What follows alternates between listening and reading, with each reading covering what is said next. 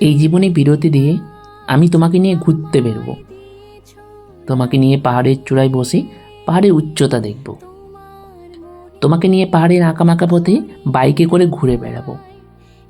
আমি পাঞ্জাবি পরে তোমার জন্য অপেক্ষা করব, তুমি একটা রূপোরি শাড়ি পরে মাথায় বেলি ফুলের মালা দিয়ে আমার কাছে আসবে, আর আমি পৃথিবীর সবচেয়ে ভাগ্যবান পুরুষ হিসেবে তোমার কাছে তোমার হাতটা চাইব।